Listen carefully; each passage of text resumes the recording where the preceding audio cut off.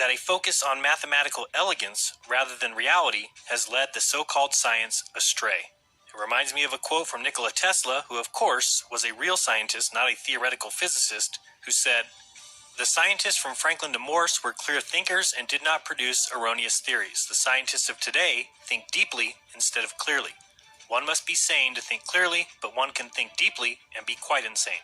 Today's scientists have substituted mathematics for experiments, and they wander off through equation after equation and eventually build a structure which has no relation to reality." Nikola Tesla. Things like dark matter, string theory, the Big Bang, quantum gravity, relativity, and so much more have all come from the minds of theoretical physicists. Let's list some of these theoretical physicists because maybe you've heard of some of them. Nicholas Copernicus, who formulated the Copernican principle that the Earth or human beings could not possibly be in a privileged position in the universe. Or Giordano Bruno, who told us that the stars are just like other suns. Or Galileo Galilei, who pushed the ideas of heliocentrism.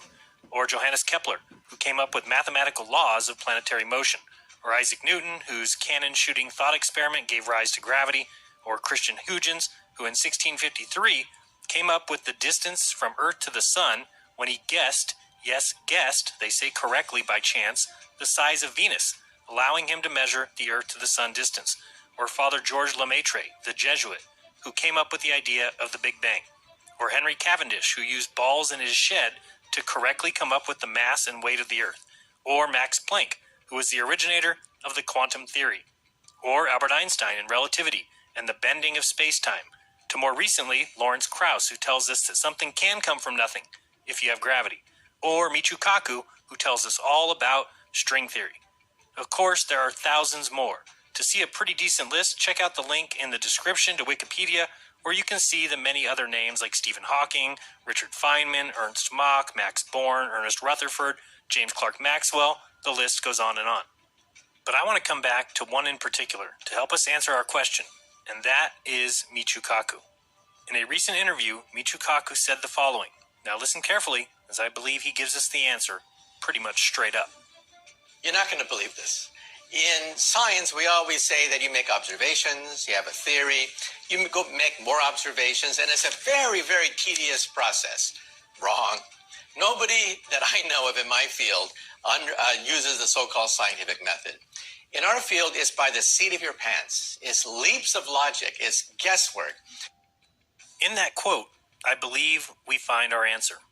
He said, plain as day, that nobody that he knows of in his field, and his field is theoretical physics, uses the so-called scientific method. Why is that so important? Well, it is so important because when we look at the definition of pseudoscience, we see clearly and everywhere that by definition, pseudoscience is a collection of beliefs or practices mistakenly regarded as being based on the scientific method. Yes, pseudoscience consists of statements, beliefs, or practices that are claimed to be both scientific and factual, but are incompatible with the scientific method. One more time, in case you missed it, from Michio Kaku himself. Wrong. Nobody that I know of in my field uses the so-called scientific method. And when you don't use the scientific method, what you practice is no longer called science. It's simply called pseudoscience. In our field, it's by the seat of your pants. It's leaps of logic. It's guesswork. Guesswork. Guesswork. Guesswork. Just great.